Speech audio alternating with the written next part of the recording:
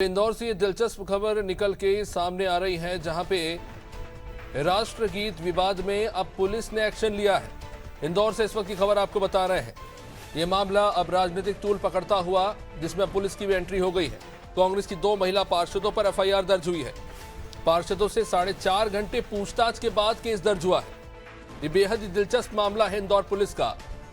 2 पार्षद रूबीना इकबाल खान और फैजिया शेख अलीम ने बजट सत्र के दौरान वंदे मातरम गीत जो है उसे गाने से इनकार किया था। इसके बाद वहां पे बजट सत्र के दौरान हंगामा हो गया।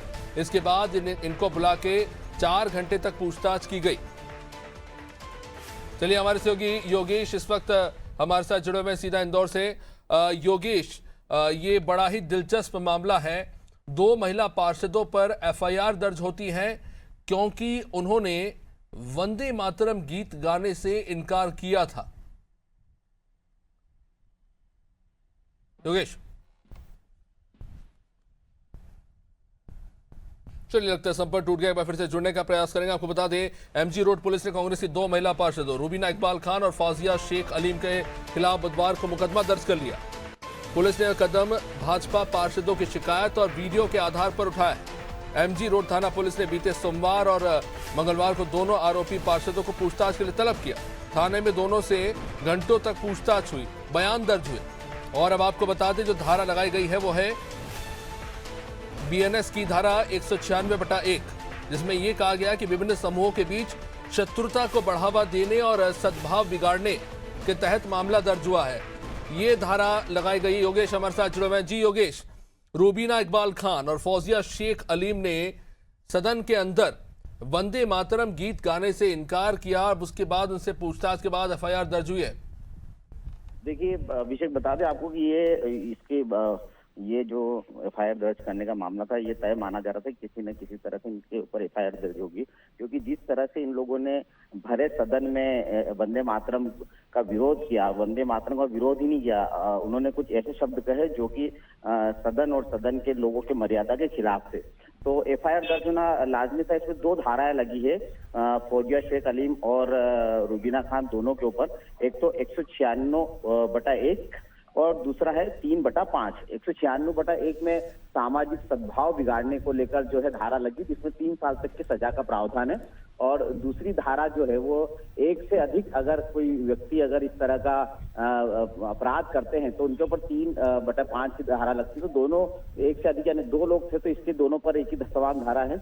और ये अब जैसे ही ये मामला दर्ज हो गया, तो इसके पहले जो सभापति नगर निगम उनके बयान लिए गए, पार्षदों के बयान लिए गए, जो तथ्य थे, जो वीडियो थे, उसको देखे गए।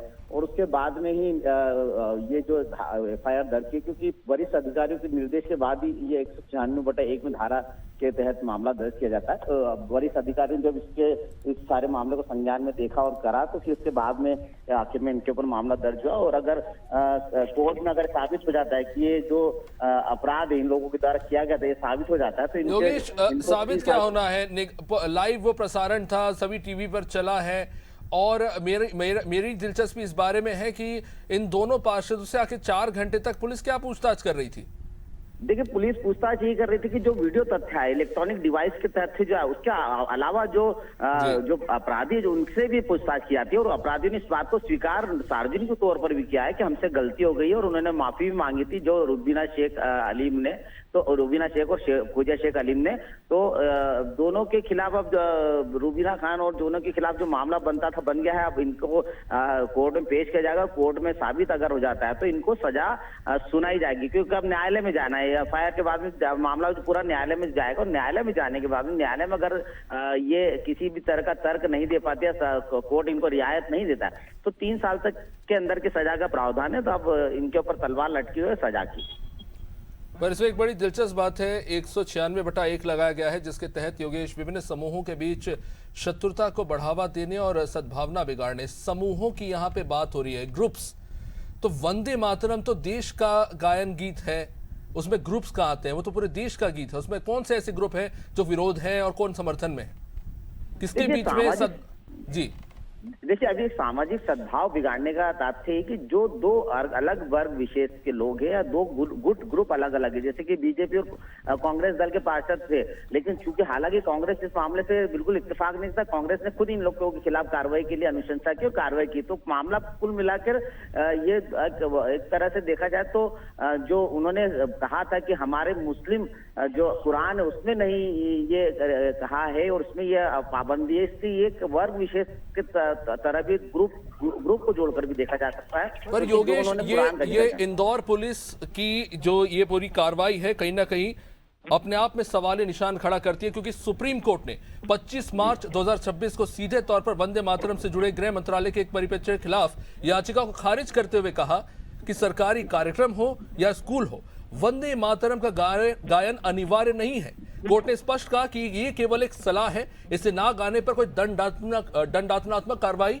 नहीं हो सकती। तो इंदौर पुलिस ने आखिर किस आधार पर केस दर्ज किया इन दोनों के खिलाफ? देखिए, अनिवार्य नहीं है, अनिवार्य नहीं है। अगर आप नहीं गाना चाहते तो आप ना गाएं, लेकिन इस गीत का जो विरोध करके उसके लिए कुछ ऐसे शब्द कह देना जो अपमानित लगे, वो मामला बनता था।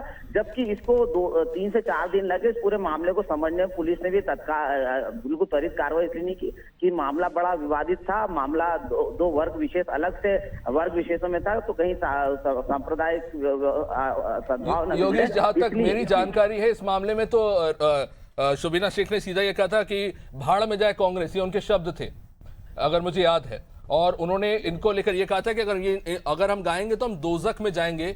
इन शब्दों का उन्होंने इस्तेमाल किया। पर मुझे वाकई समझ बहुत ये दिलचस्प मामला है कि आखिर किस आधार पर कार्रवाई होती। खैर, बहुत बहुत शुक्रिया योगेश जानकारी के लिए। तो रूबीना इकबाल खान और फौजिया शेख अलीम के खिलाफ केस दर्ज हुआ है। अब ये केस कोर्ट में कितना टिकता है ये भी देखना बड़ा दिलचस्प होगा। लेकिन दो समूहों के बीच में वैमनस्यता फैलाने की जो उद्देश्य के तहत 196/1 की धारा लगाई गई है, अब देखते हैं इस पर आगे क्या कार्रवाई होती है।